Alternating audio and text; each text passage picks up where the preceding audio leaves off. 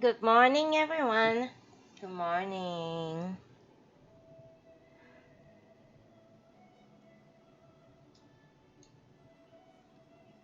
Um,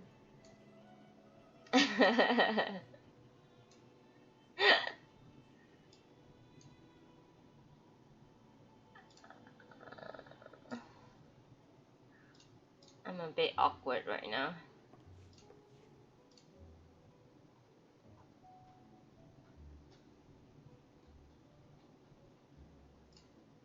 It's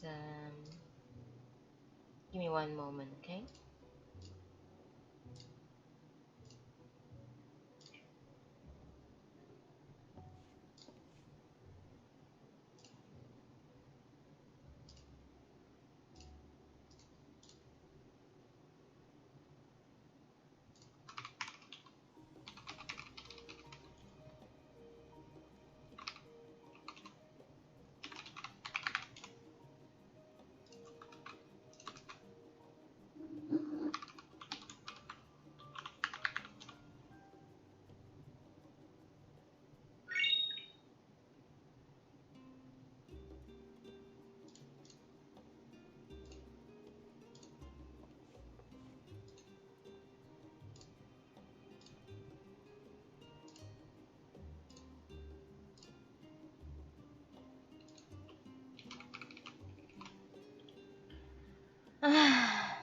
Yes.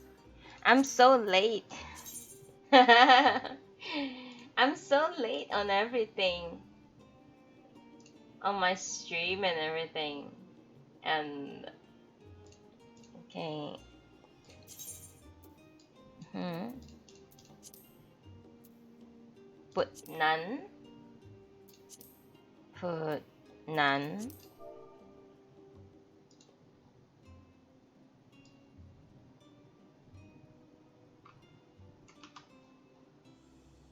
Can you see my stream right now?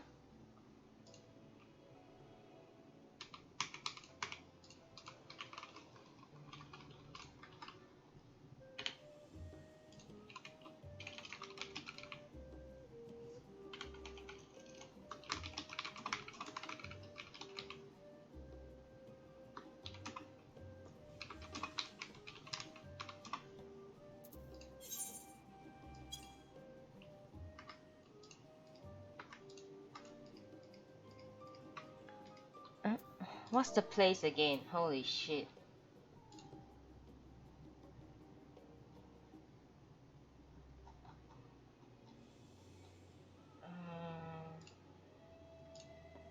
Oh my god. The 3.588. 3.588.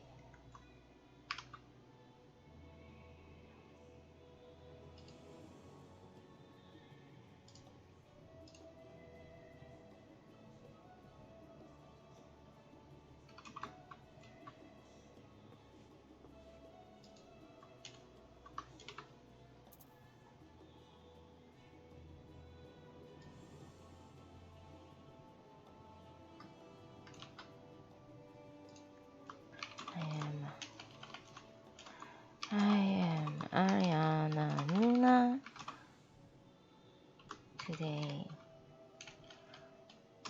Today I am reading Natsume Sōseki's classic. I can't. It's too long. Um,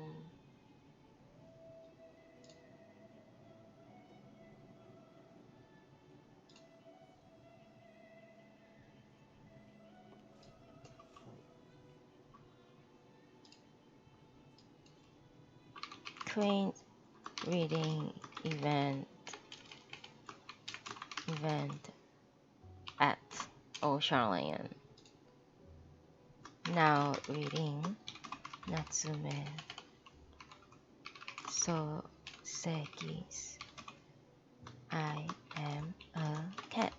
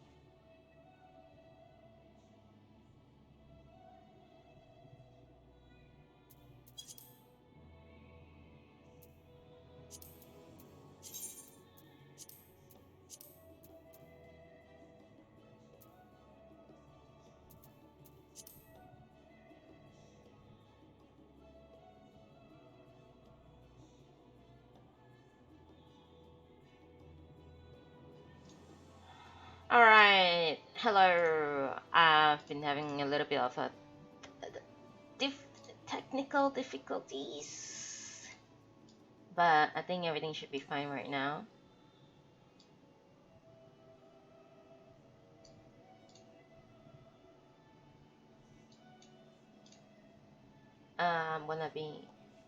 I'm gonna take a quick 5 to make a cup of coffee.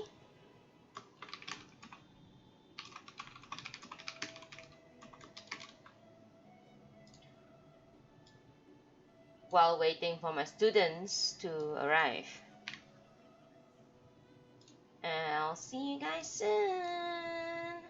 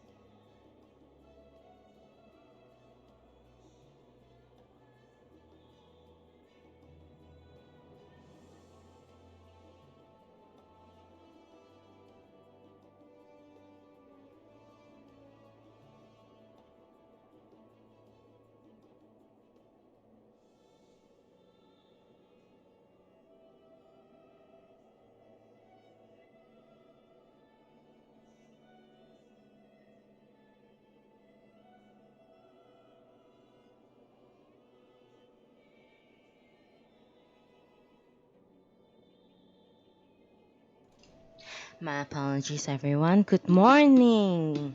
Good morning. Good morning.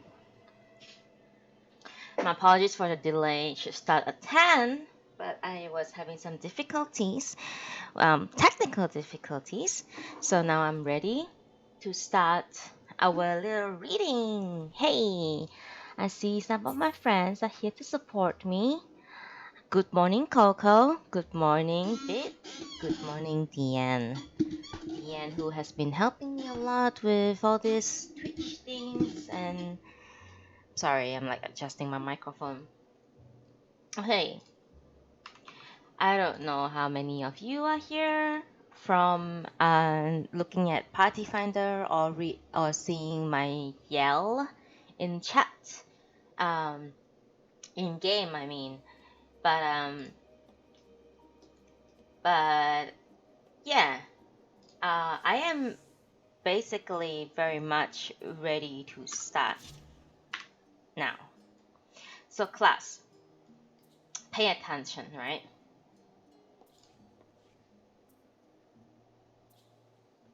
Good morning, good morning. Alright.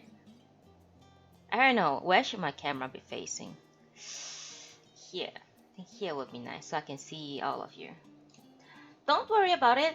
The teacher is late herself because she's stupid. But please go back to your seat right now. Oi.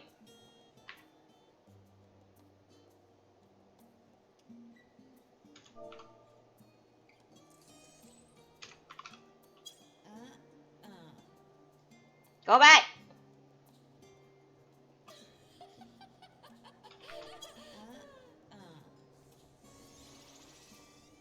Okay.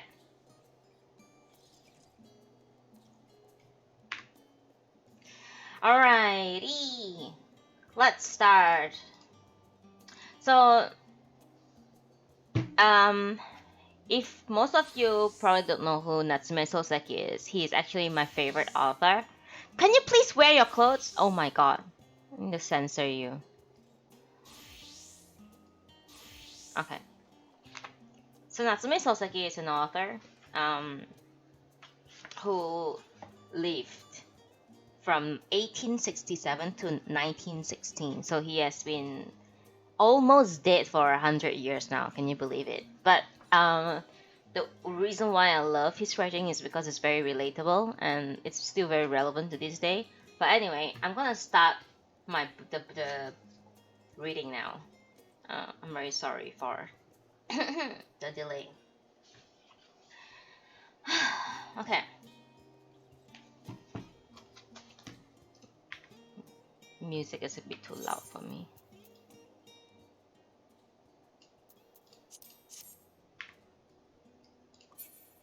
Okay. Chapter 1. Okay, so the book I Am a Cat has 3 volumes. So today we are tackling volume 1, chapter 1.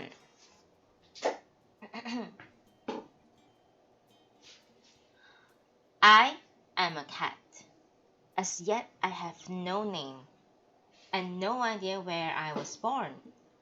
All I remember is that I was meowing in a dampish dark place when for the first time I saw a human being.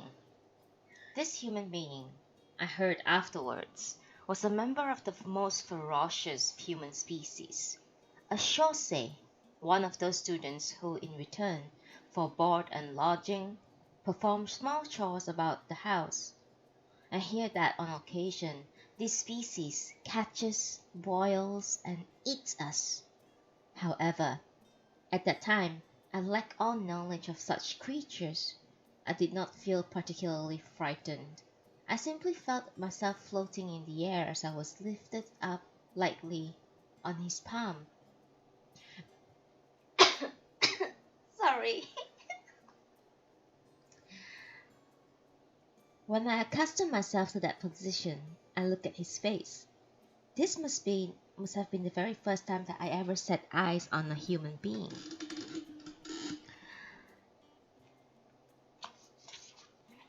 The first impression of oddity which I then received still remains today. First of all, the face that should be decorated with hair is as bald as cattle. Since that day, I have met many a cat, but never have I come across such a deformity. The center of the face protrudes excessively, and sometimes from the holes in the protuberance, smoke comes out in little puffs. I was originally somewhat troubled by such exhalation, for they made me choke. But I learned only recently that it was the smoke of burnt tobacco, which humans like to breathe.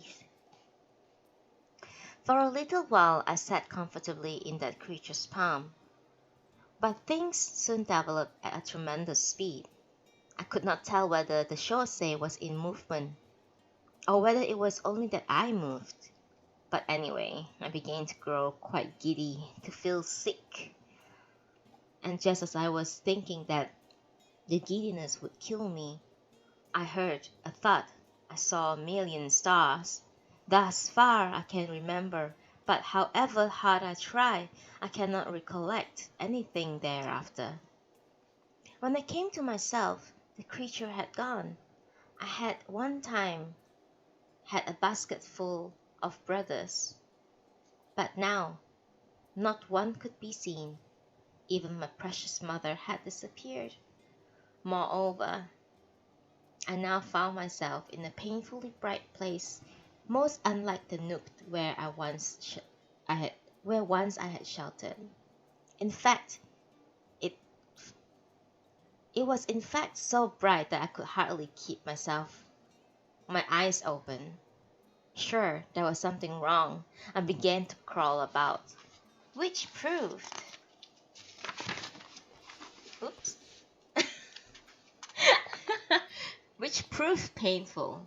I had been snatched away from the softest straw only to be pitched with violence into the prickly clump of bamboo grass.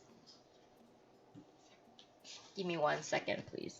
My throat is a bit dry.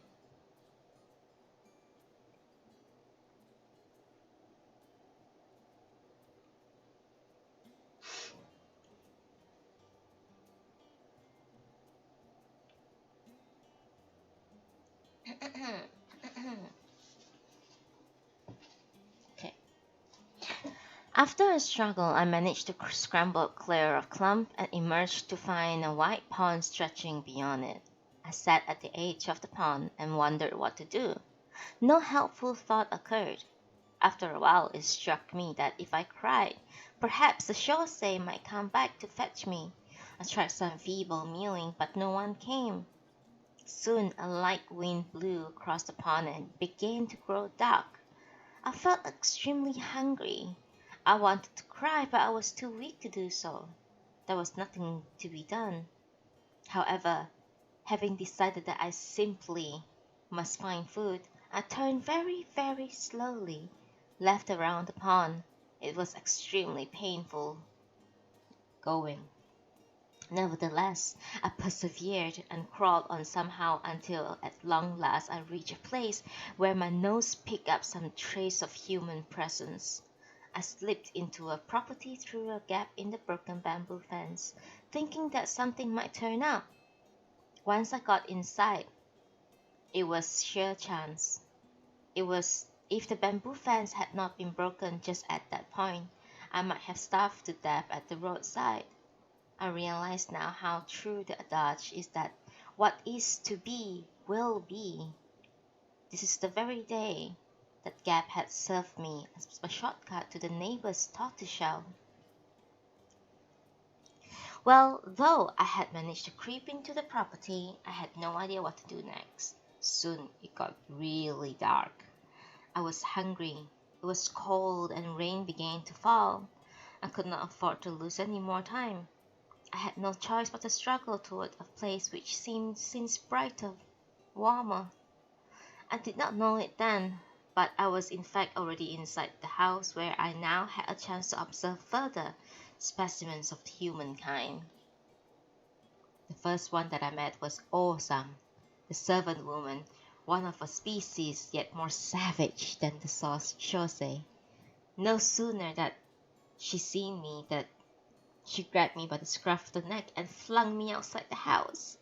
Accepting that I had no hope, I lay stone still, my eyes shut tight and trusting to the providence, but the hunger and the cold were more than I could bear.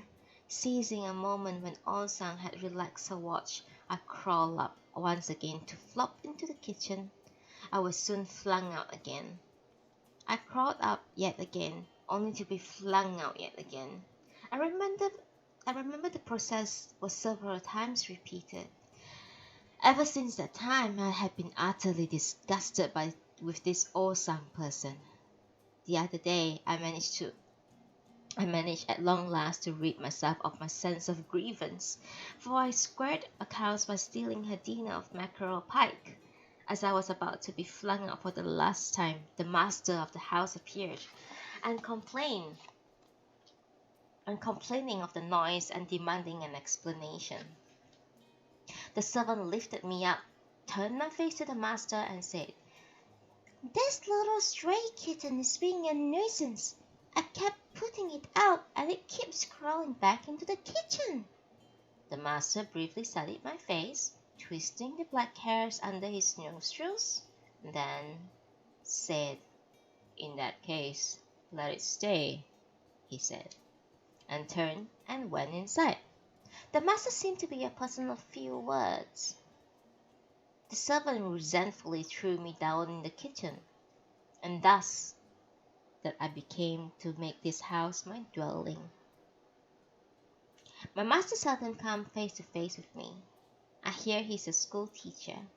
As soon as he comes home from school, he shuts himself up in the study for the rest of the day, and he seldom emerges.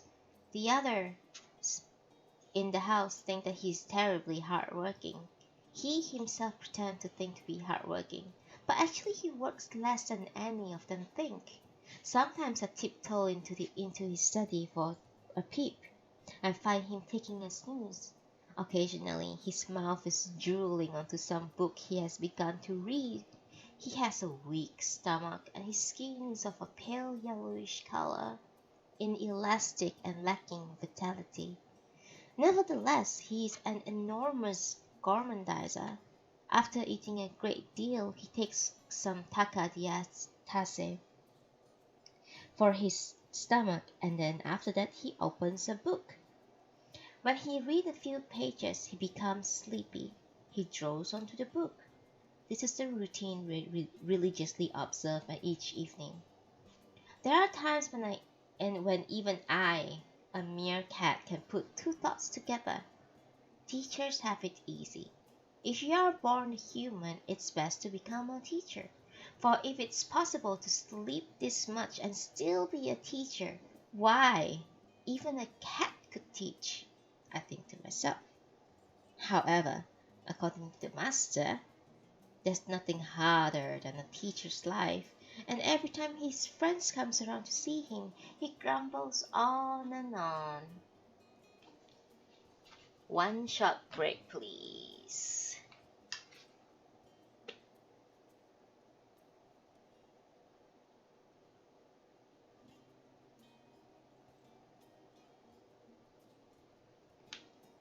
Is there anyone in the viewers who are listening? Please say hi in the chat so I can say hi to you. Okay.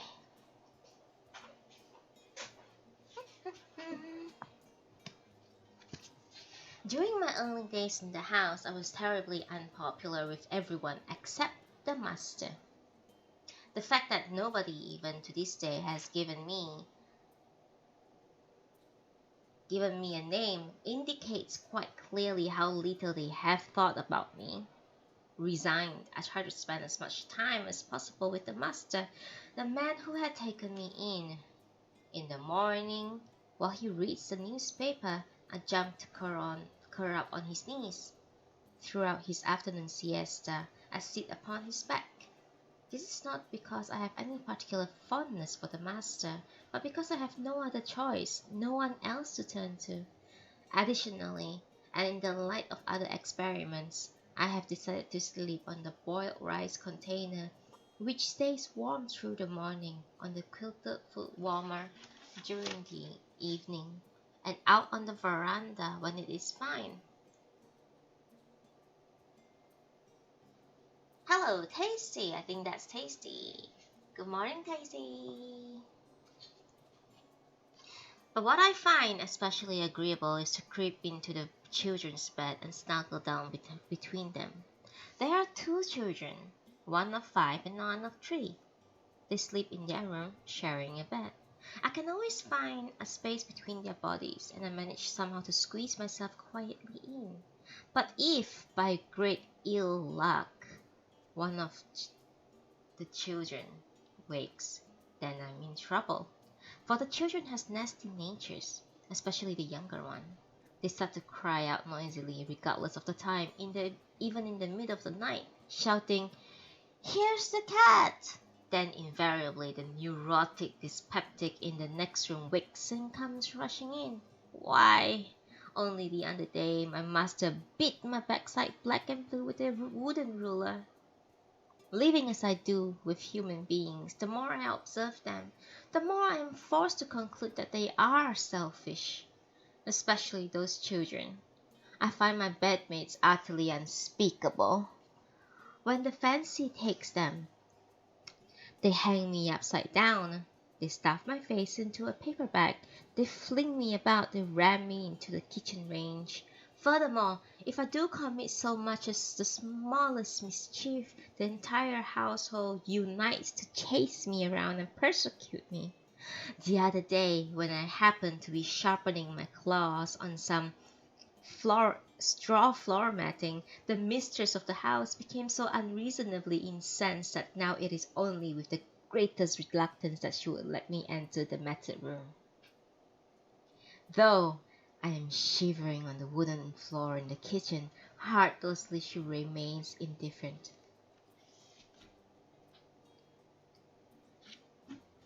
Miss Blanc, the white cat, who lives opposite, whom I much admire, tells me whenever I see her that there is no living creature quite so heartless as human. The other day she gave birth to 4 beautiful kittens, but 3 days later the chaussee of her house removed all 4 and tossed them away into the backyard pond. Miss Blanc having maintained our own parental love and to enjoy our beautiful family life, we, the cat race, must engage in total war. upon all humans. We have no option. And the three-colored tomcat living next door is especially indignant, and that human beings do not understand the nature of propriety rights. Among our kind, it is taken for granted that he who first finds something, be it the head of a dried sardine or grey mullet's navel, acquires thereby the right to eat it. And if this rule be flouted, one may resort to violence. But human beings do not seem to understand the rights of property. Every time we come on something good to eat, invariably they descend and take it from us. Relying on their naked strength, they coolly rob us of things that are rightfully ours to eat. Miss Blanc lives in the house of a military man, and the tomcat's master is a lawyer. But since I live in a teacher's house, I take matters of this sort rather more lightly than they do.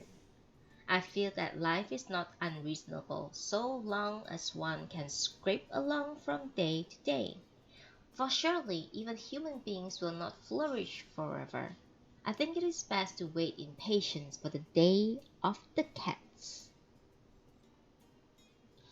Talking of selfishness reminds me that my master once made a fool of himself by reason of his failing.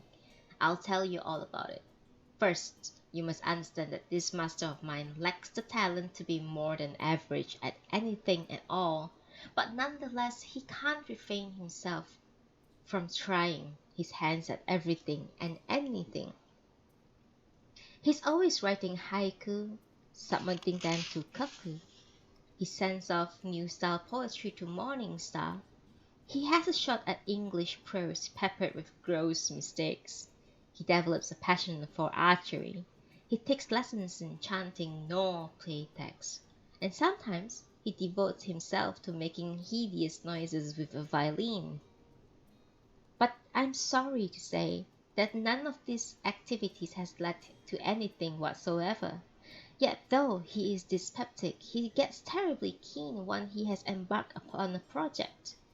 He once got himself nicknamed the maestro of the water closet through chanting in the lavatory. But he remains entirely uncensored, and can still be heard there chanting I am Taira no Munemori. We all say, there goes Munemori, and titter at his antics. I do not know why it happened, but one fine day, a payday roughly 4 weeks after I had taken up residence, this master of mine came hurrying home with a large parcel under his arm. I wondered what he had brought. It turned out that he had purchased watercolor paints, brushes, and some special Whatman paper. It looked to me as if haiku writing and medieval chanting were going to be abandoned in favor for watercolor painting. Sure enough, from the next day on and every day for some long time, he did nothing but paint pictures in his study. He even went without his afternoon siestas. However, no one could tell what he had painted by looking at the results. Possibly he himself thought a little of his work, for one day when his friend who specializes in matters of aesthetics came to visit him, I heard the following conversation. Do you know, it is quite difficult.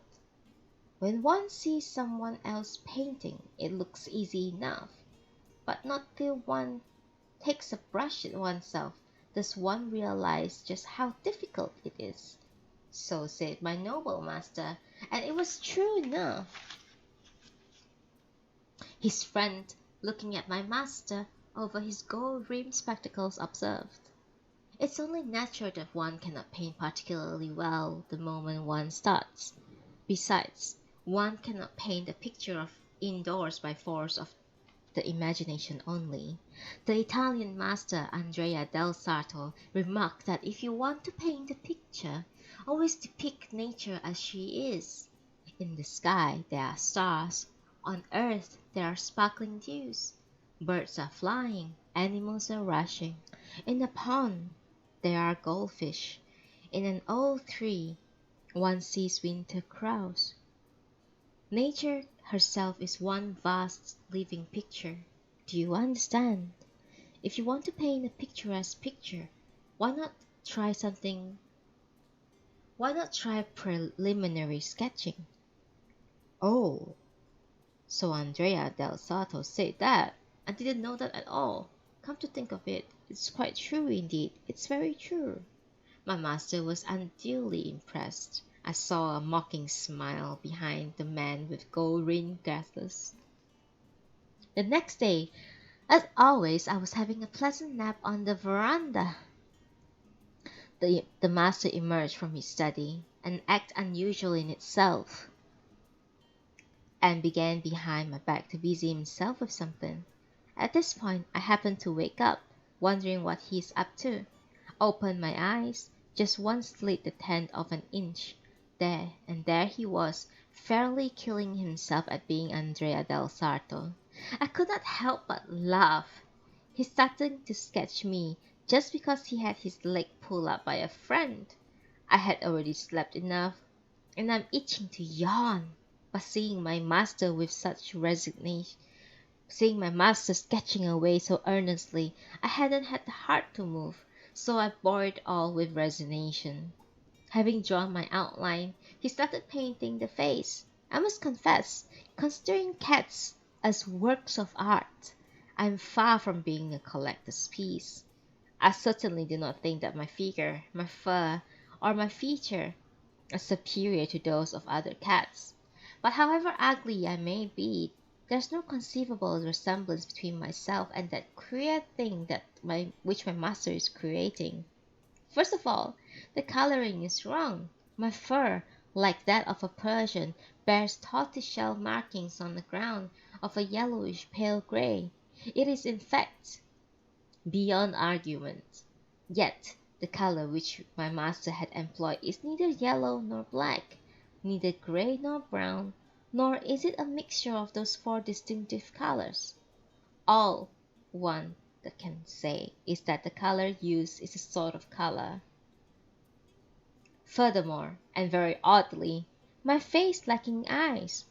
The lack might be excused on the grounds that the sketch is a sketch of a sleeping cat, but all the same, since one cannot even find a hint of an eye's location, it is not at all clear whether the sketch is of a sleeping cat or of a blind cat. Secretly, I thought to myself that this would never do, even for Andrea del Sarto.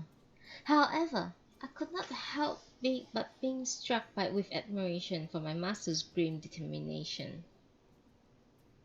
Had it been solely up to me, I would gladly have maintained my pose for him, but nature has now been calling for some time. The muscles in my body are getting pins and needles. When the tingling reaches a point where I couldn't stand it for another minute, I was obliged to claim my liberty. I stretched my front paws far out in front of me, pushed my neck out low, and yawned cavernously. Having done all that, there's no further point in trying to stay still. My master sketch is spoiled anyway, so I might as well pad around to the backyard and do my business. Moved by these thoughts, I started to crawl sluggishly away. Immediately, "You fool!" shouted my master's voice, with a mixture of wrath and disappointment out of the inner room. He has a fixed habit of saying "you fool" whenever he curses anyone. He cannot help it since he knows no other swear words, but I thought it rather impertinent of him thus unjustifiably to call me a fool.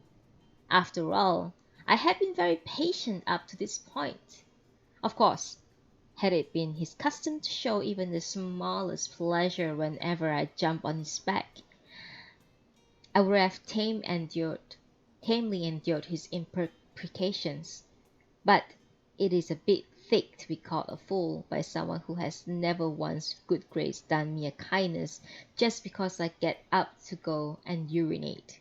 The prime fact is that all humans are puffed up by their extreme self-satisfaction with their own brute power. unless some creatures more powerful than humans arrive on Earth to bully them. There's just no knowing what dire lengths their full presumptuousness will eventually carry them. One could put up with this degree of selfishness, but I once heard a report concerning the unworthiness of humans, which is several times more ugly and deplorable. At the back of my house there is a small tea plantation, perhaps some 6 yards square. Though certainly not large, it is a neat and pleasantly sunny spot. It is my custom to go there whenever my morale needs strengthening, when for instance the children are making so much noise that I cannot doze in peace, or when boredom has disrupted my digestion. One day, a day of Indian summer, at about 2 o'clock in the afternoon, I woke from a pleasant after-luncheon nap and strolled out to this tea plantation by way of taking exercise. Sniffling one after another at the root of the tea plants, I came to the cypress fence at the western end, and there I saw an enormous cat fast asleep on a bed of withered chrysanthemums. His weight had flattened down. He did not seem to notice my approach. Perhaps he noticed but did not care.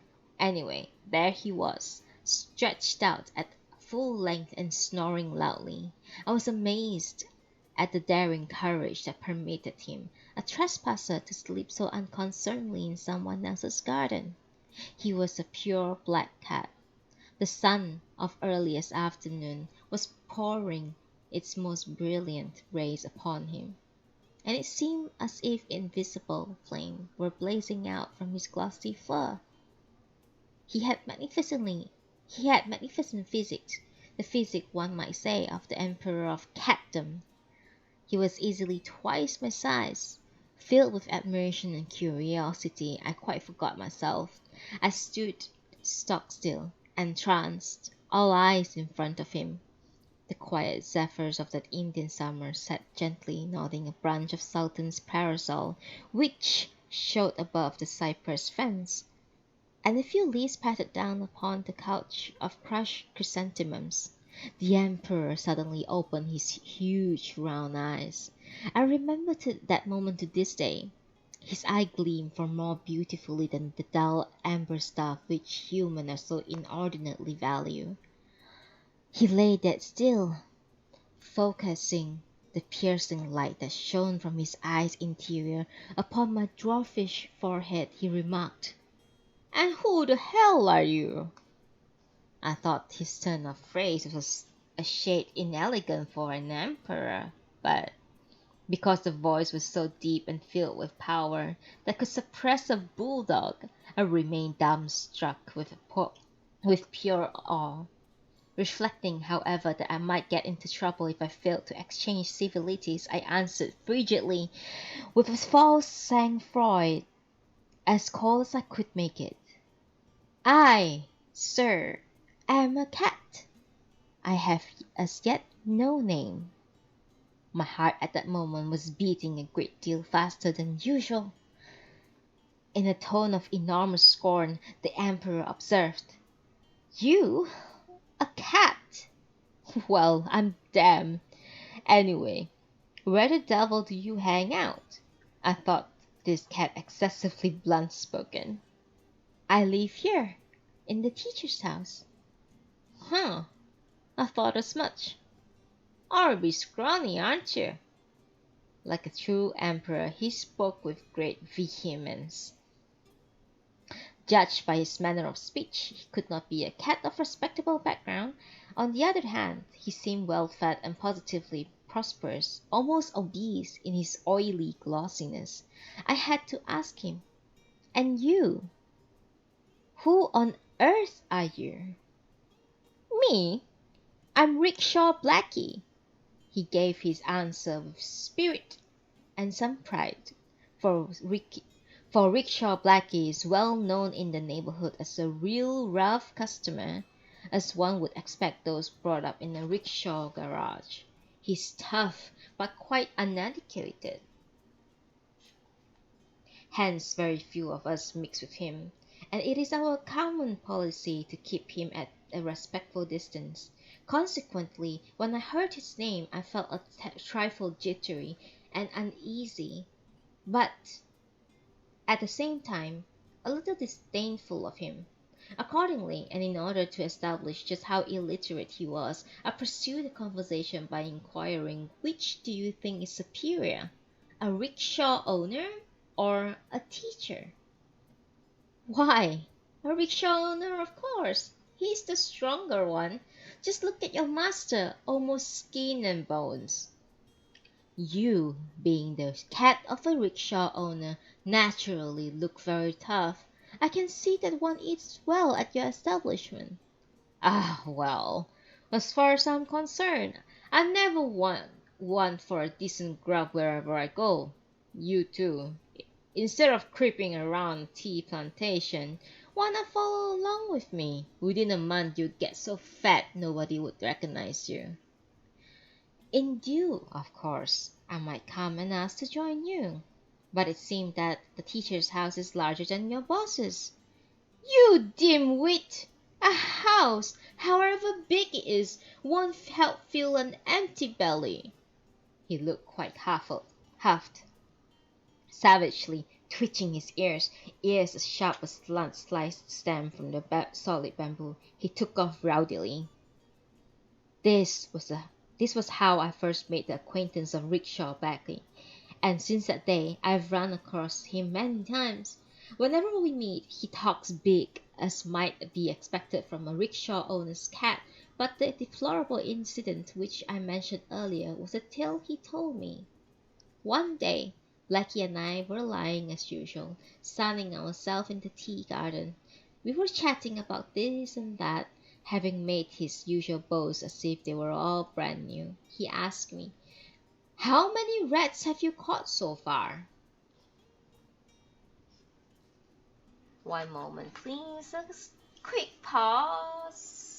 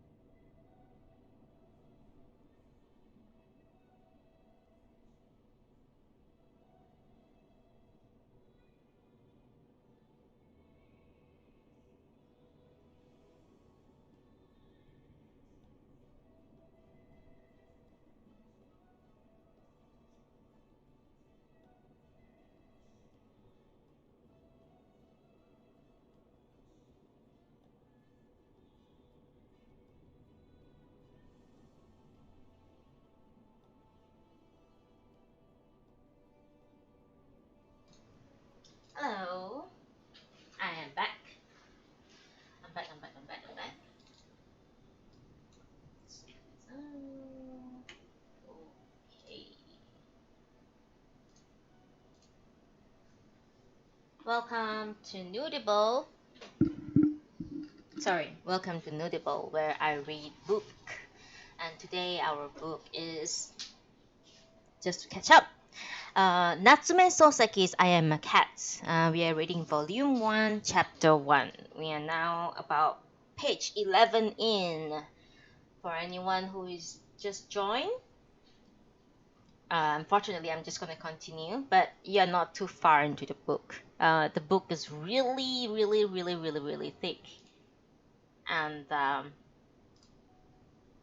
it will take forever to finish, but I hope you guys will stay with me, and we shall continue right now.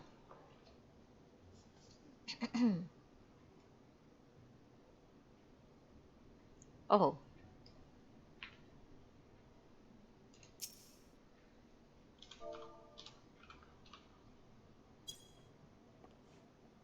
Thank you, Endoril, for coming to my reading session.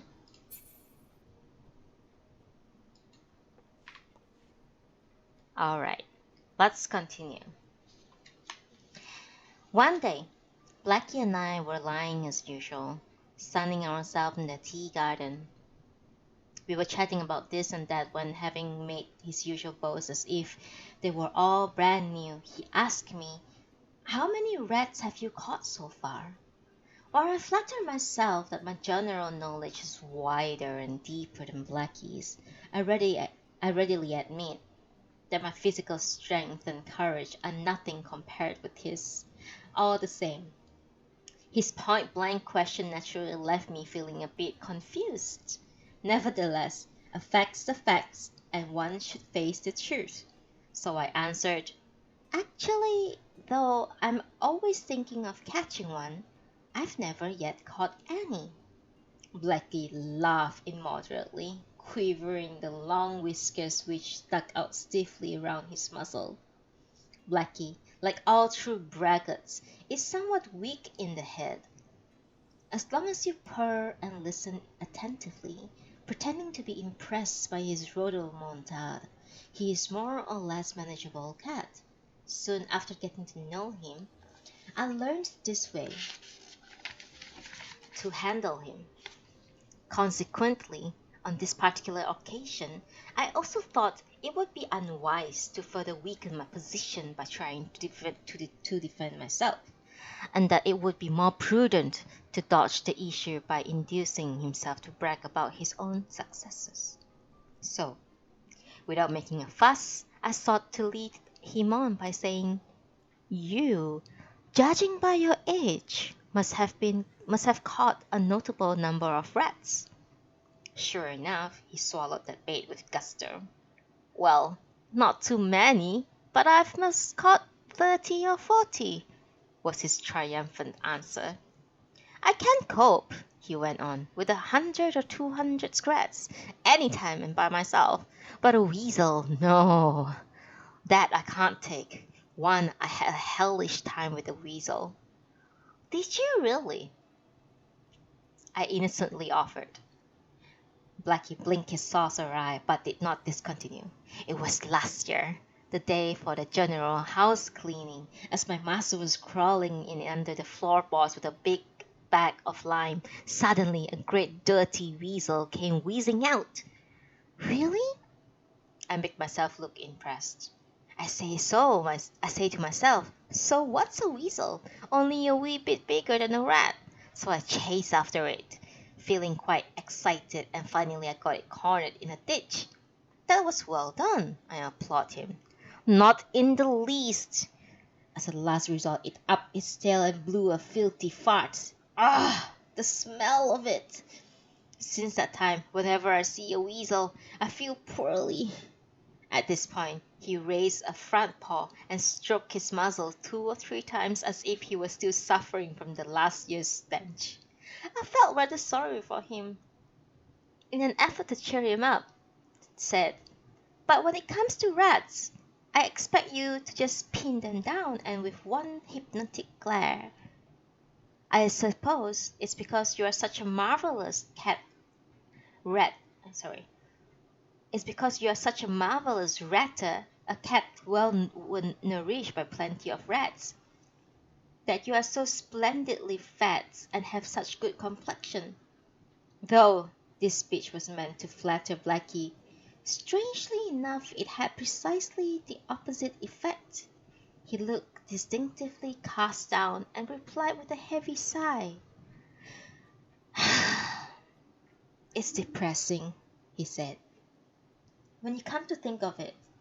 However hard one slaves at catching rats, in the whole wide world, there's no creature more brazen-faced than a human being. Every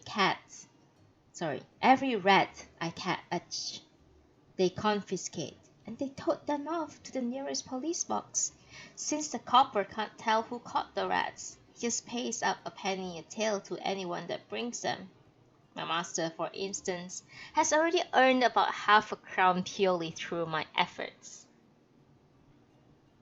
But he has never yet stood me a decent meal. The plain fact is that humans, once and for all, are merely thieves at heart." Though Blackie is far from bright, one cannot fault him in this conclusion. He begins to look extremely angry, and the fur on his back stands up in bristles. Somewhat disturbed by Blackie's story and reactions, I made some vague excuse and went off home. But ever since then, I've determined never to catch a rat. However, I did not take up Blackie's invitation to become his associate in prowling after dainties other than rodents. I prefer the cozy life, and it's certainly easier to sleep than hunt for tidbits. Living in a teacher's house, it seems that even the cat acquires the character of teachers. I'll best watch out lest one of these days I too become a dyspeptic. Talking of teachers reminds me that my master seems to have recently realized his total incapacity as a painter of watercolors, for under the date of the December 1st, his diary contains the following passage. "At today's gathering, I met for the first time a man who shall be nameless. He is said to have led a fast life. Indeed, he looks very much a man of the world. Since women like this type of person, it might be more appropriate to say that he had been forced to lead, rather than he had led a fast life. I hear his wife was originally a geisha. He is to be envied, for the most part. For the most part, those who carp at rakes are those incapable of debauchery. However, many of those who fancy themselves as rake hells are equally incapable of debauchery. Such folk under no obligation to live fast lives, but do so of their own volition. So in the matter of watercolors, neither of us will ever make the grade. And yet this type of debauchee is calmly certain that only he is truly a man of the world. If it is to be accepted that a man can become a man of the world by drinking sake in restaurants or frequenting houses of assignation, then it would seem to follow that I would acquire a name of a painter of watercolors. The notion that my watercolor pictures will be better if I don't actually paint them leads me to conclude that a boorish country bumpkin is in fact far superior to such foolish men of the world." His observation about men of the world struck me as somewhat unconvincing. In particular, his confession of envy in respect of that wife who had worked as a geisha, positively imbecile and unworthy of a teacher. Nevertheless, his assessment of value of his own watercolor painting is certainly just. Indeed, my master is a very good judge of his own character, but still manages to retain his vanity. 3 days later, on December 4th, he wrote in his diary, "Last night, I dreamt that someone picked up one of my watercolor paintings, which I, thinking it was worthless, had tossed aside. This person in my dream put the painting in a splendid frame and hung it up on transom. Staring at my work thus framed, I realized that I had suddenly become a true artist. I feel exceedingly pleased.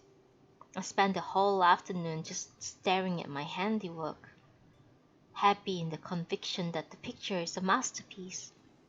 Dawn broke, and I woke up, and in the morning sunlight it was obvious that the picture was still as pitiful an object as I painted it.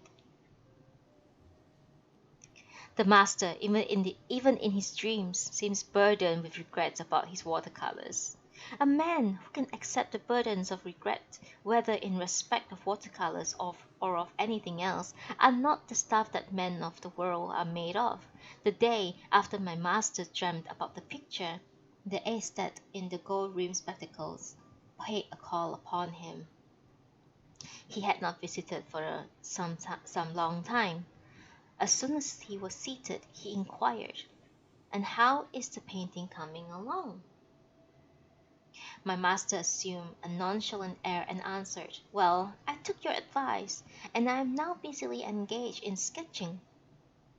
And I must say that when one sketches, one seems to apprehend those shapes of things, those delicate changes of color, which hitherto had gone unnoticed. I take it that sketching has gone in the West to its present remarkable condition solely as the result of the emphasis which, historically, has always been there placed upon the essentiality thereof, precisely as Andrea del Sarto had observed. Without even so much alluding to the passage in his diary, he speaks approvingly of Andrea del Sarto. The aesthete scratched his head and remarked with a laugh, "Well, actually, that bit about Del Sarto was my own invention." What was? My master still fails to grasp that he had been tricked into making a fool of himself. Why, all that stuff about Andrea del Sarto, whom you so particularly admire, I made it up. I never thought you would take it seriously. He laughed, enraptured in the situation. I overheard their conversation from my place on the veranda, and I could not help wondering what sort of entry would appear in the diary for today. The aesthete is the sort of man whose sole pleasure lies in bamboozling people by conversation, consisting entirely of humbug. He seems not to have thought of the effect his twaddle about Andrea del Sarto must have had on my master's feelings, for he rattled on proudly. "Sometimes I cook up a little nonsense and people take it seriously, which generates an aesthetic sensation of extreme comicality which I find interesting. The other day I told a certain undergraduate that Nicholas Nickleby had advised Gibbon to cease using French for writing of his masterpiece, The History of French Revolution, and had indeed persuaded Gibbon to publish it in English. Now, this undergraduate was a man of almost eidetic memory, and it was especially amusing to hear him repeating what I told him, word for word, and in all seriousness, to a debating session of the Japan Literary Society. And do you know, there were nearly 100 in his audience, and of all of them sat listening to his drivel with the greatest enthusiasm. In fact, I have another even greater story. The other day, when I was in the company of some men of letters, one of them happened to mention Theophano, Ainsworth's historical novel of the Crusades. I took the occasion to remark that it was quite outstanding romantic monograph, and added the comment that the account of the heroine's death was the epitome of the spectral. The man sitting opposite me, one who has never uttered the 3 words "I don't know," promptly responded that those particular paragraphs were indeed especially fine writing, from which observation I became aware that he, no more than I, had ever read the book.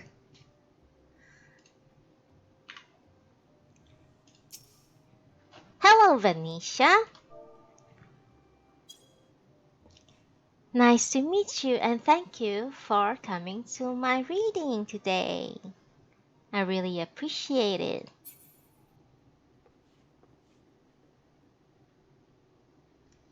Now I shall continue. Wide-eyed, my poor dyspeptic master asked him. Fair enough, but what would you do if the other party had in fact read the book? It appears that my master is not worried about the dishonesty of the deception, merely the possible embarrassment of being caught out in a lie. The question leaves the estate utterly unfazed. Well, if that should happen, I would say I had mistaken the title or something like that. And again, quite unconcerned, he gave himself to laughter. Though Natalie tricked out in gold-rimmed spectacles, his nature is uncommonly akin to that of Rickshaw Blackie. My master said nothing, but blew out smoke rings as if in confession of his own lack of such audacity. The estate, the glitter of whose eye seems to be answering, and no wonder you being you could not even cope with watercolors, went on aloud. But joking apart, painting a picture painting a picture is difficult. It's a difficult thing. Leonardo da Vinci is supposed to have once told his pupils to make drawings of a stain of the cathedral wall, the words of a great teacher.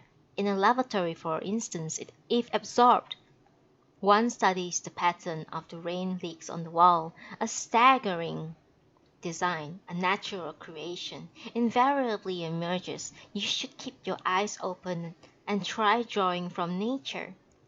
I'm sure you could make something interesting. Is this another of your tricks? My master asked. No, this, I promise, is seriously meant. Indeed, I think that image of lavatory wall is rather witty, don't you? Quite the sort of thing that Da Vinci would have said. Yes, it's certainly witty, my master somewhat reluctantly conceded. But I do not think that he has so far made a drawing in a lavatory. Rickshaw Blackie has recently gone lame. His glossy fur has thinned and gradually grown dull. His eyes, which I once praised as more beautiful than amber, now bleared with mucus. What I notice most is his loss of all vitality and his sheer physical deterioration. When last I saw him in the tea garden, I asked him how he was. The answer was depressingly precise. I've had enough of being farted by weasels and crippled by side swipes of the fishmonger's pole. The autumn leaves, arranged in 2 or 3 scarlet terraces among the pine tree, have fallen like ancient dreams. The red and white sasankas near the garden's ornamental basin, dropping their petals now a white and now a red, and finally left bare. The wintry sun along the 10-foot length of southward-facing veranda goes down daily earlier than yesterday. Seldom a day goes by but a cold wind blows, so my snoozes have been painfully curtailed. The master goes to school every day, and as soon as he returns, shuts himself in the study. He tells all his visitors that he is tired of being a teacher. He seldom paints. He stopped taking his takadiatase, saying that it does no good. The children, dear little things, now trot off day after day to kindergarten. But on their return they sing songs, bounce balls, and sometimes hang me up by the tail. Since I do not receive any particularly nourishing food, I have not particularly gone fat, but I struggle from day to day keeping myself more or less fit, and so far without getting crippled. I catch no rats. Still detest that Osang.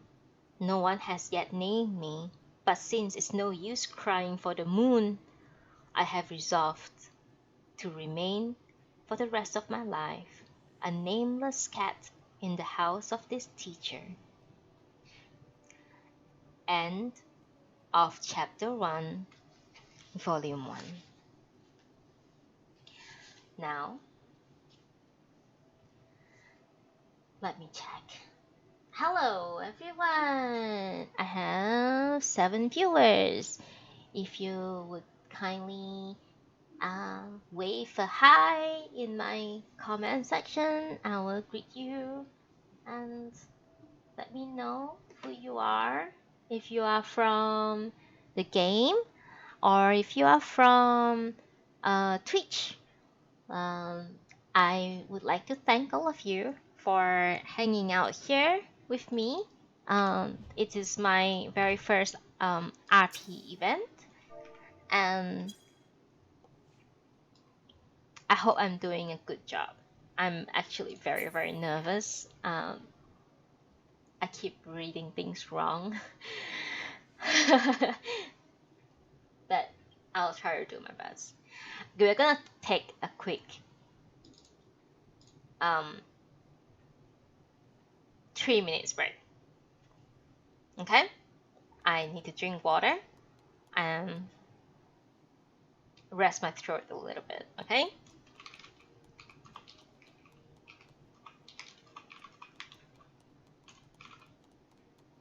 Thank you so much. Thank you for all the applauses.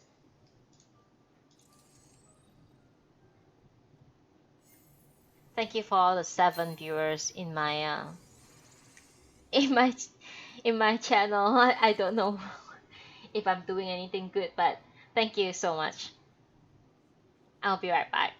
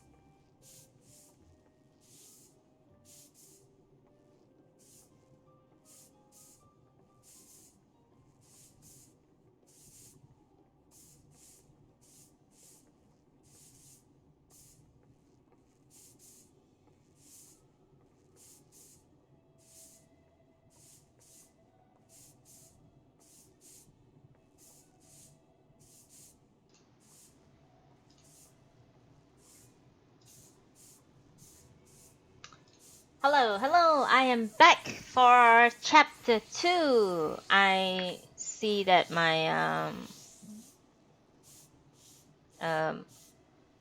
they are cleaning up the place. Thank you very much for cleaning. I would definitely would love if you all go back to your seats and take out your books and read with me, okay? Alright, the end. The end.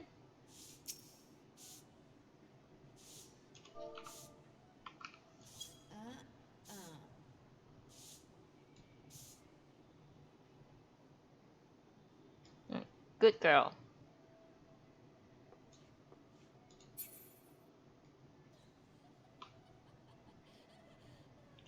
Alright. Also, once again, thank you, Ender Real, for being here. Most of the people in this room are like people I know. And thank you once again for attending this class. I really, really appreciate it. I really do. Alright. We're gonna start chapter 2 right now. Alright? Get comfortable.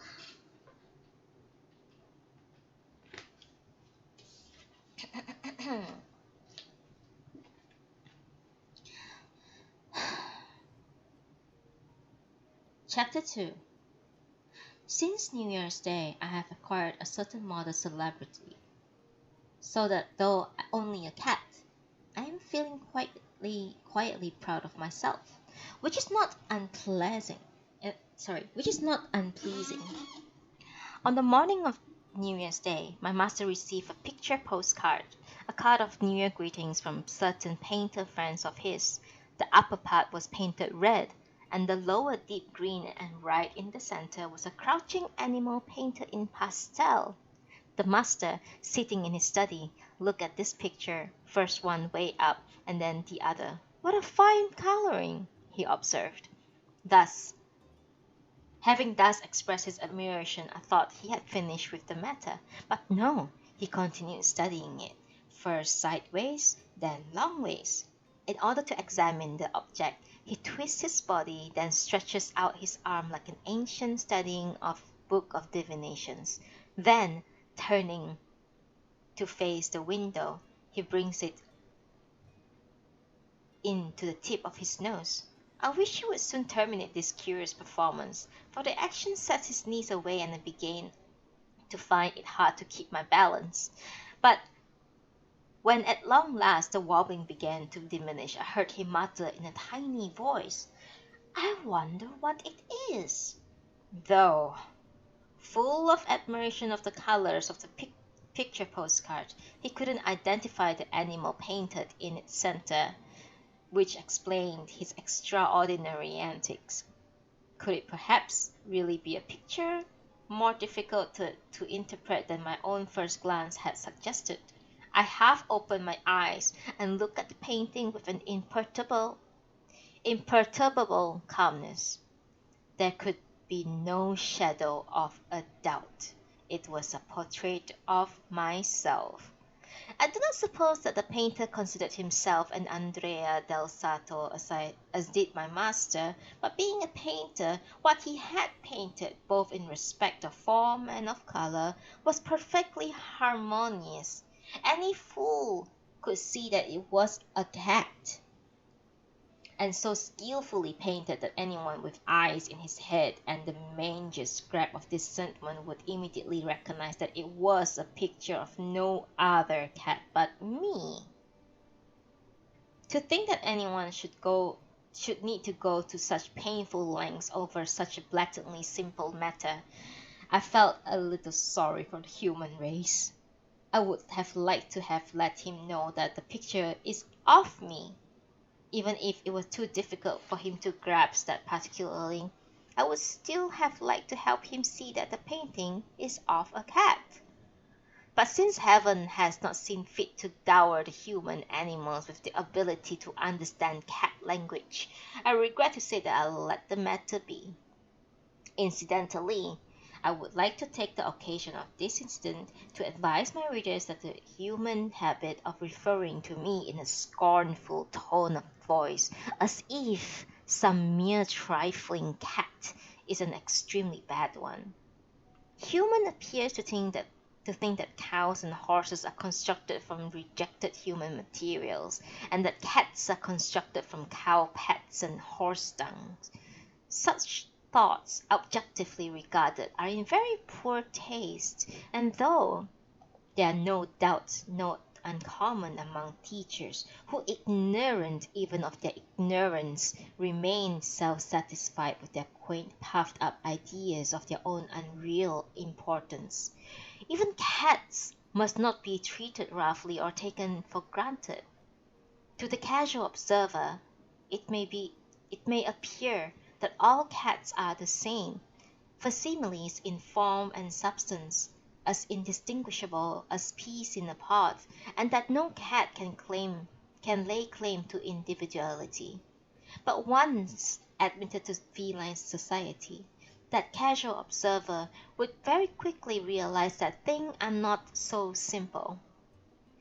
That the human saying that people are freaks is equally true in the world of cats. Our eyes, noses, fur, paws, all of them differ, from the tilt of one whiskers to the set of one's ears, down to the very hang of one's tails. We cats are sharply differentiated. In our good looks and our poor looks, in our likes and dislikes, in our refinement and coarsenesses, one may fairly say that cats occur in infinite variety. Despite the fact of such obvious differentiation, humans, their eyes turn up to heaven by reason of the elevation of their minds, and some such other rubbish, fail to notice even the most obvious differences in our external features. That our characters might be characteristic is beyond their comprehension, which is to be pitied. I understand and endorse the thought behind such saying. Us, the cobbler, should stick to his last. The birds of a feather flock together. That rice cakes are for rice cake makers. For cats, indeed, are for cats. And should you wish to learn about cats, only a cat can tell you. Humans, however, advanced, can tell you nothing on this matter. And inasmuch as humans are, in fact, far less advanced than they fancy themselves, they will find it difficult even to start understanding or learning about cats. And for an unsympathetic man like my master, there's really no hope at all. He does not even understand that love can never grow unless there is at least a complete and mutual understanding. Like an ill-natured oyster, he secretes himself in his study and has never once opened his mouth to the outside world. And to see him there, looking as though he alone has truly attained enlightenment, is enough to make a cat laugh. The proof that he has not attained enlightenment is that although he has my portrait under his nose, he shows no sign of comprehension, but coolly offers such crazy comments as, "Perhaps this being the second year of the war against the Russians, it is a painting of a bear." As with my eyes closed, I sat thinking this thought on my master's knees, the servant woman brought in a second picture postcard. It is a printed picture of a line of 4 or 5 European cats, all engaged in study, holding pens or reading books. One has broken away from the line to perform a simple Western dance at the corner of the common desk. Above this picture, "I am a cat" is written thickly in Japanese ink. And down the right-hand side there is even a haiku stating that on spring days cats read books or dance.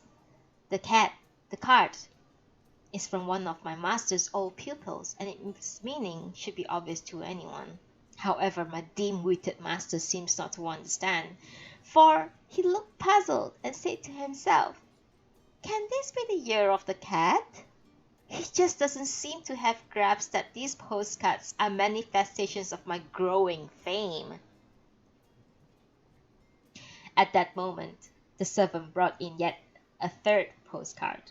This time, the postcard has no picture, but alongside the characters wishing my master a happy new year, correspondent has added those for, "Please be so kind as to give my best regards to the cat." Bone-headed though he is, my master does appear to get the message when it's written out loud, thus unequivocally, for he glanced down at my face, as if he had at last comprehended the situation, said,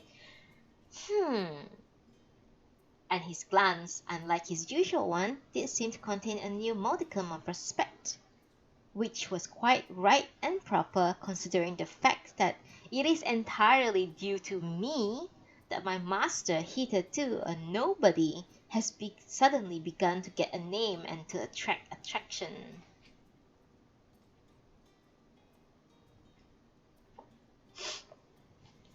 Just then, the gate bell sounded. Tinkle, tinkle. Possibly even ting, ting. Probably a visitor. If so, the servant will answer.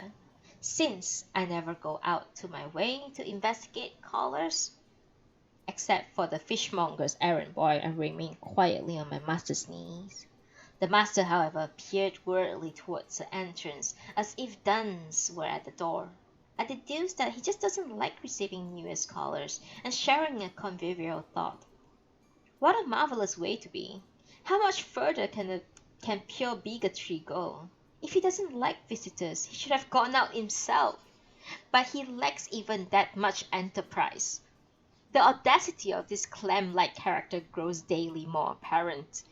A few moments later, the servant comes in to say that Mr. Colemoon has entered. I understand that this Colemoon person was once a pupil of my master, and that, after leaving school, he so rose in the world to be far better known than his teacher. I don't know why, but this fellow often comes round for a chat. On every such visit he babbles on, with dreadful sort of coquettishness, about being in love, or not in love with somebody or other, about how much he enjoys life, or how desperately he's tired of it, and then he leaves. It's quaint enough that to discuss such matters, he should seek company of the withered old nut like my master, but it's quainter still to see my mollusk opening up to the comment now again on Colemoon's mawkish maunderings. I'm afraid I haven't been round for quite some time. Actually, I've been as busy since end of last year, and though I've thought of going out often enough, somehow Shank's pony had just not headed there. Thus, twisting and untwisting the fastening strings of his short surcoat, Colemoon babbled on.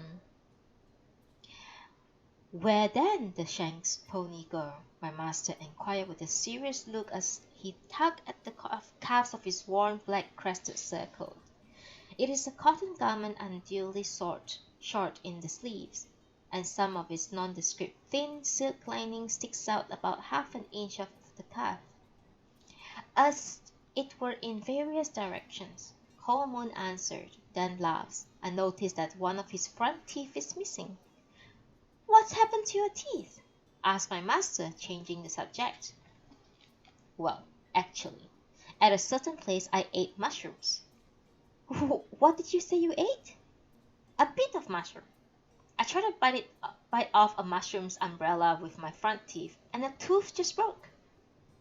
Breaking teeth on a mushroom sounds somewhat senile, an image appropriate to a haiku, but scarcely appropriate to the pursuit of love, remarked my master as he tapped lightly on my head with the palm of his hand.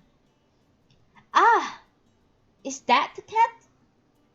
But he's quite plump, sturdy as that. Not even Rickshaw Blackie could beat him up.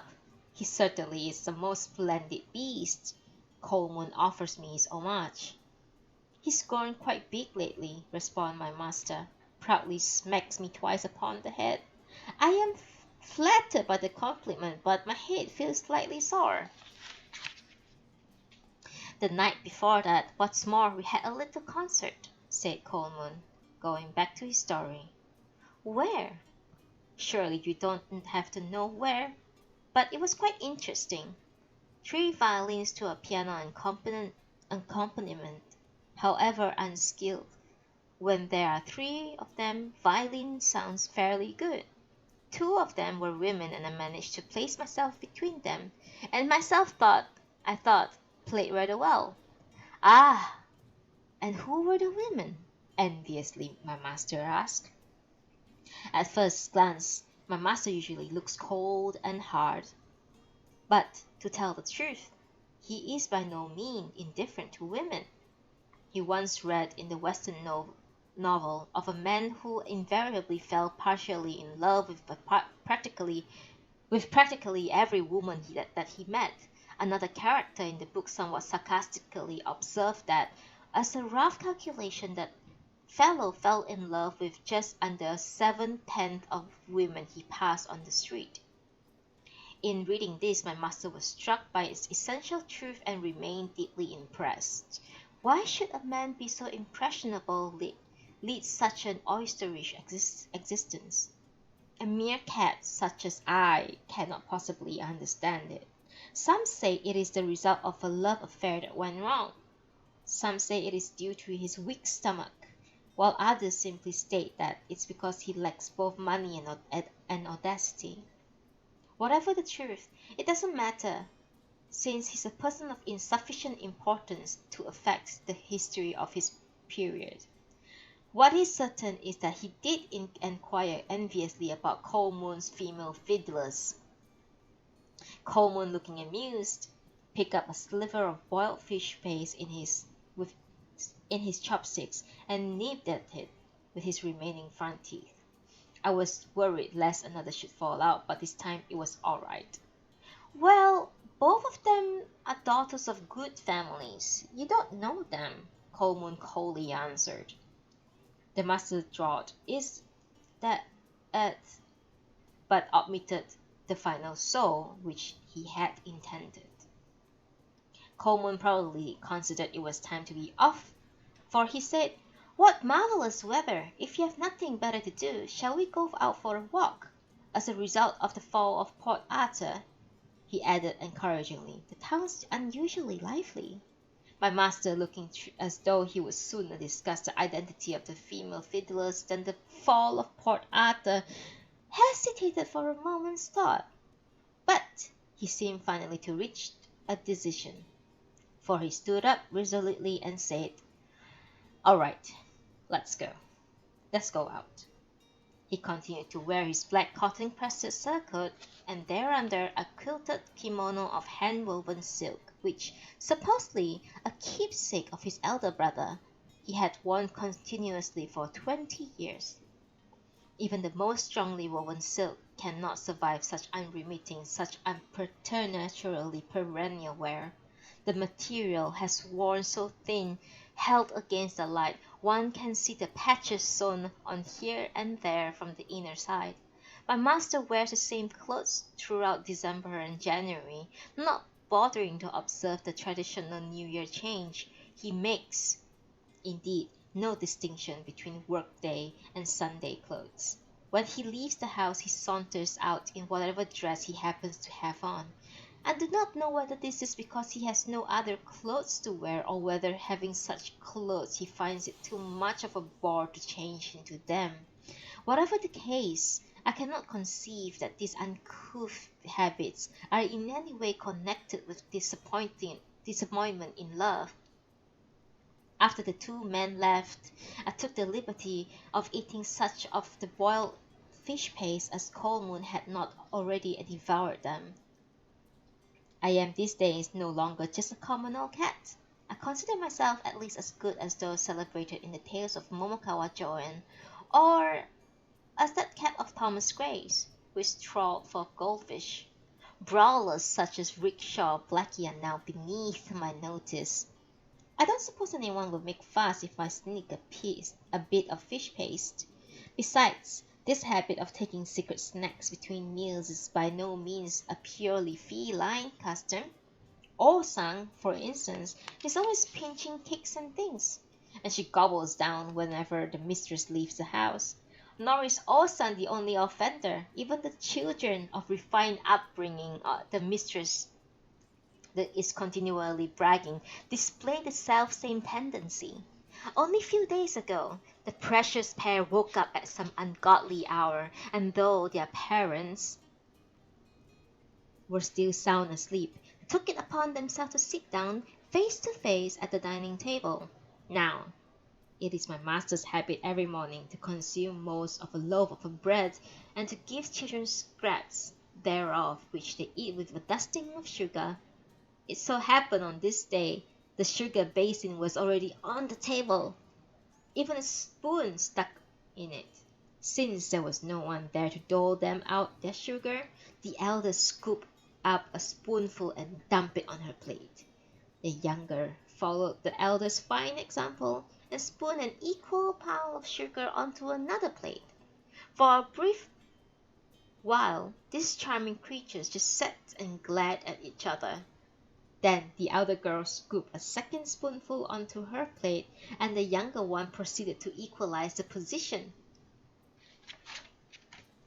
The elder sister took a third spoonful, and the younger, in a splendid spirit of rivalry, followed suit. And so it went on until both plates were piled high with sugar, and not one single grain remained in the basin. My master thereupon emerges from his bedroom, rubbing half-sleepy eyes, and proceeded to return the sugar, so laboriously extracted by his daughters, back into the sugar basin.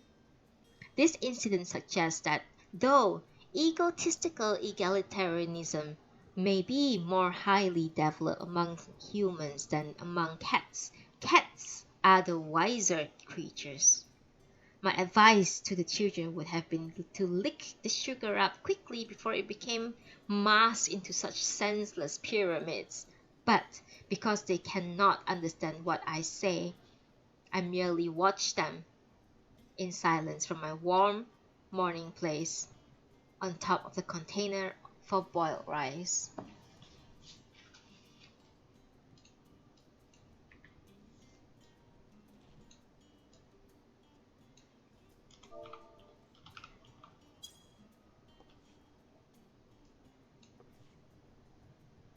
Thank you for staying in my class, my reading session.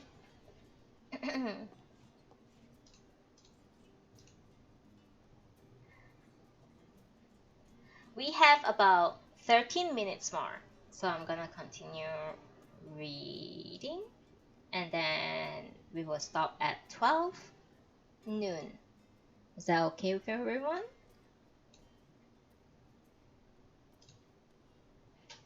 And let's go.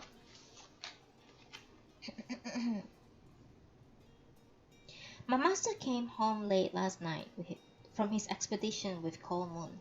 God knows where he went, but it was already past 9 before he sat down at the breakfast table.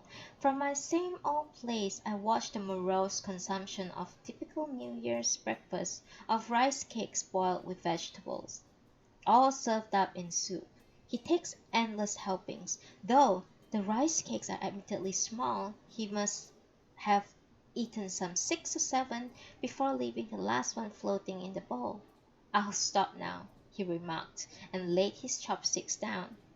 Should anyone else behave in such spoiled manner, he could be relied upon to put his foot down, but vain in the exercise of his petty authority as a master of the house, he seems quite unconcerned by the sight of the corpse of a scorched rice cake drowning in turbid soup. When his wife took tagliatelle from the back of the small cupboard and put it on the table, my master said, "I won't take it. It does me no good." "But they say it's very good for after eating starchy things. I think you should take some." His wife wants him to take it.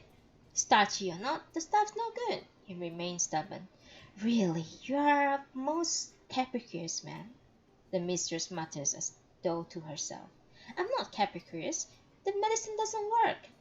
"But the other day you used to say it worked very well, and you used to take it every day, didn't you?" "Yes, it didn't work until the other day, and it hasn't worked since then," an antithetical answer. If you continue in these inconsistencies, taking it one day and stopping the next, however efficacious the medicine may be, it will never do you any good, unless you try to be a little bit more patient. Dyspepsia, like any other illness, won't get cured, will it?" She turns to O-san, who is serving at the table. "Quite so, madam. Unless one takes it regularly, one cannot find out whether a medicine is good one or bad one." O-san readily cites the mistress. "I don't care. I don't take it because I don't take it. How can a mere woman understand such things? Keep quiet." "All right. I'm a mere woman, she says, pushing Takadiata's towards him, quite determined to make him see he is beaten. My master stands up without saying a word and goes off into his study. His wife and servant exchange looks and giggle. If on such occasion I follow him and jump up onto his knees, experience tells me that I shall pay dearly for my folly. Accordingly, I go quietly round through the garden and hop up onto the veranda outside the study. I peeped through the slit between the paper sliding doors and found my master examining a book by somebody called Epictetus. If he could actually understand what he's reading, then he would indeed be worthy of praise. But within 5 or 6 minutes he slams the book down on the table, which is just as what I suspected. As I sat there watching him, he took out his diary and made the following entry.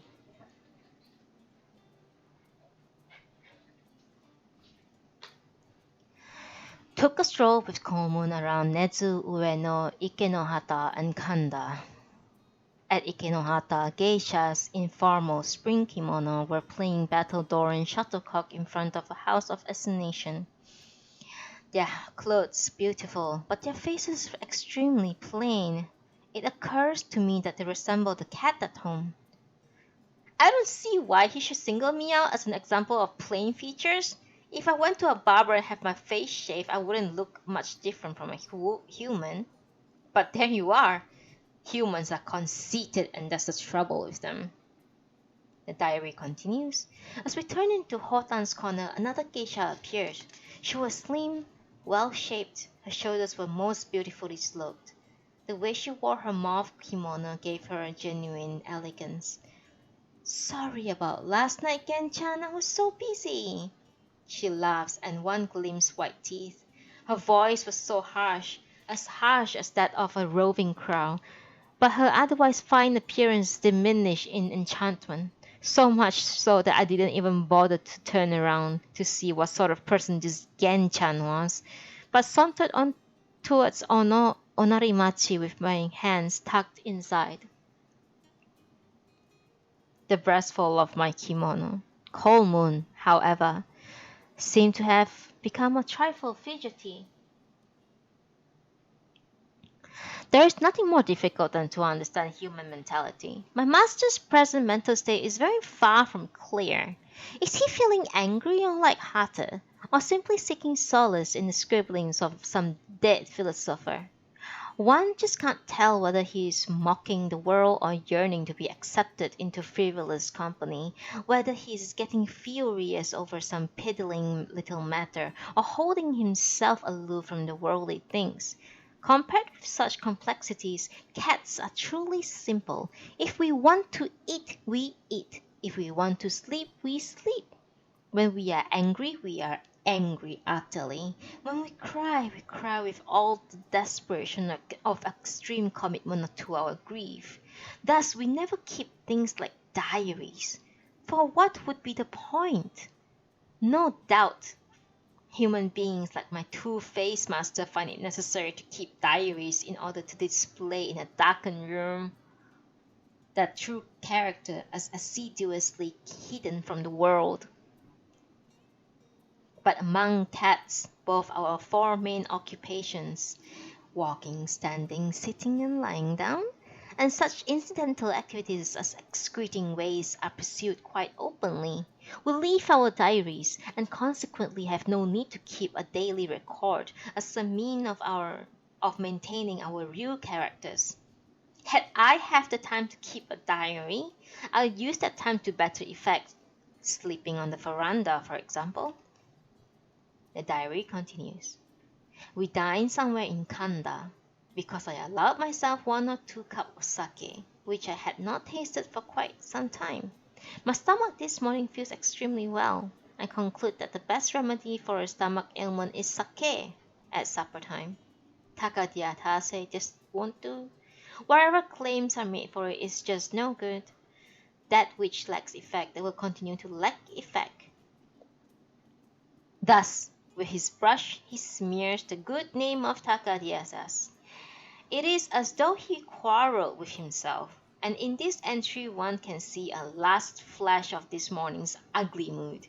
Such entries are perhaps most characteristic of human mores. The other day, Mr. X claimed that going without one's breakfast helps stomachs. So I took no breakfast for 2 or 3 days, but the only effect was to make my stomach grumble. Mr. Y strongly advised me to refrain from eating pickles. According to him, all disorders of stomach originated in pickles. His thesis was that abstinence from pickles so desiccates the sources of stomach trouble that a complete cure must follow. For at least a week, no pickle crossed my lips, but since that banishment produced no noticeable effect, I have resumed consuming them. According to Mr. Z, the one true remedy is ventral massage, but no ordinary massage of the stomach would suffice. It must be a massage in accordance with the old-world methods of Minagawa school. Massage thus once, or at most twice, the stomach would be rid of every ill. The wisest scholars, such as Yasui Sokuken, and the most resourceful heroes, such as Sakamoto Ryoma, all relied upon this treatment. So, off I went to Kaminegeshi for an immediate massage, but the methods used were of inordinate cruelty. They told me, for instance, that no good could be hoped for unless one's bones were massaged, that it would be difficult properly to eradicate my troubles unless, at least once, my viscera were totally inverted. At all events, a single session reduced my body to the condition of cotton wool, and I felt as though I had become a lifelong sufferer from sleeping sickness. I never went there again. Once was more than enough. Then Mr. A assured that one shouldn't eat solids. I spent the whole day drinking nothing but milk. My bowels gave forth heavy plopping noises as though I had been swamped, but I could not sleep at all at night. Mr. B states that exercising one's intestines by diaphragmic breathing produces a naturally healthy stomach and counsels me to follow his advice. And did I try? For a time. But it proved no good, for it made my bowels queasy. Besides, though every now and then I strive with all my heart and soul to control my breathing with the diaphragm, in 5 or 6 minutes I forget to discipline my muscles.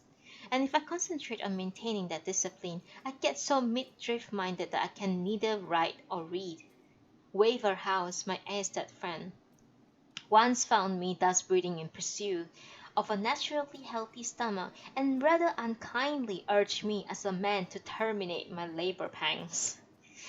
So, diaphragmic breathing is now also a thing of the past. Dr. C recommends a diet of buckwheat noodles, so buckwheat noodles it was, alternately in soup and served cold after boiling.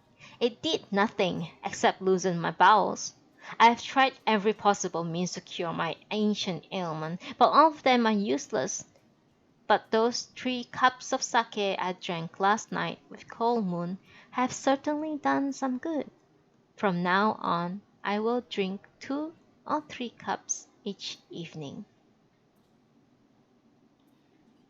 That's the end of the diary entry, and I think it is a good place to end our reading session for today. Thank you very much for joining me today. I'm still very nervous. I don't know if I did any good. I hope that my reading is okay and that y'all can understand what I read.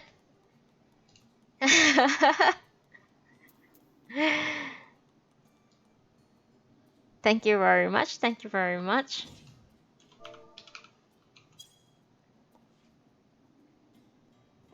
I really appreciate everyone's attendance here today.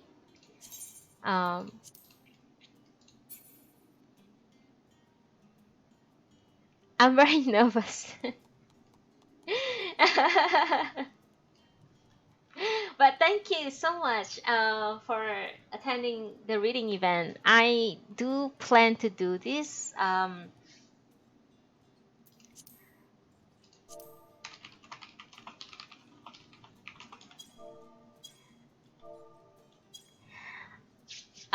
I do plan to do this when I can, but not tomorrow morning. I think the next schedule should be on Tuesday morning. Yeah, Tuesday morning and Thursday morning, I think. Yeah, at the same time, 10 to 12. I'm very sorry that I started late today because I had some like technical difficulty with like sound system and everything, but I got it sorted out. And for whoever who dropped by my stream for this reading today, I am very, very, very, very, very, very grateful and happy that you guys are here. um, and that's all. Um, now, now that the event has ended, let's play the game.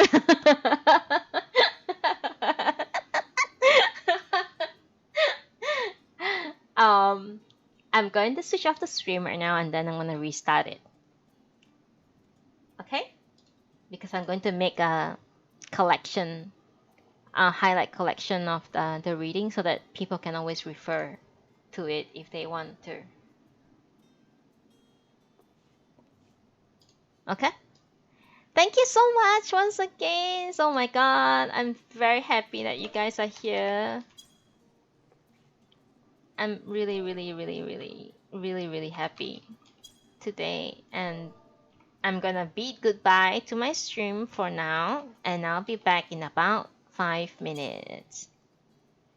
Thank you for coming to Noodibles. Have a great day. I'll see you in 5 minutes.